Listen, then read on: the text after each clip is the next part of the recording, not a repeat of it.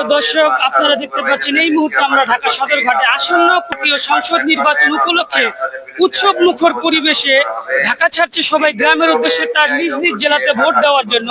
এই মুহূর্তে আমরা একজনের সাক্ষাৎকার নেব, তার সাথে কথা বলবো।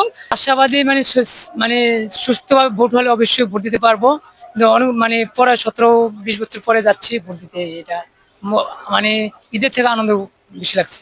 ভোট দিতে যাচ্ছি, আমি নতুন ভোটার, তরুণের অহংকার।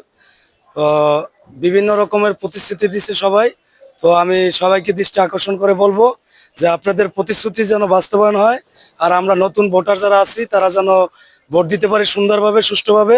এই জন্য আপনাদের প্রতি আমাদের আহ্বান রইল। আর আজকে যে আমি যাচ্ছি বাড়ি, আমি খুব হ্যাপি, খুব ভালো লাগতেছে। কারণ এই যে একটা এবারের নির্বাচনে যে লঞ্চ ফ্রি দিছে বা বিভিন্ন প্রকল্প বাস্তবায়ন তারা অলরেডি করছে নির্বাচনের আগেই, জয় হওয়ার আগেই, তো এই জন্য আমি সবাইকে ধন্যবাদ জানাতে চাই।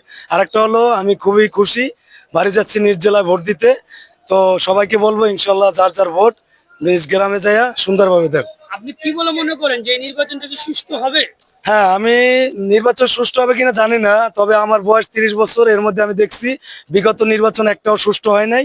এবার আশা করি যে নির্বাচনটা যেন সুষ্ঠু হয়, সুন্দর হয়, সমৃদ্ধ হয়, এবং আমাদের নতুন প্রত্যাশার নতুন আলোচনা আমরা আরো আগে ভোট দেওয়ার চেষ্টা করছি কিন্তু দিতে পারিনি, এইবারই প্রথম ভোট দিব বলে আশা করতেছি। আপনি কি মনে করেন এই নির্বাচনটা সুষ্ঠু হবে বলে আশা করেন? হ্যাঁ, আমি মনে করতেছি এবার ইলেকশন সুষ্ঠু হবে।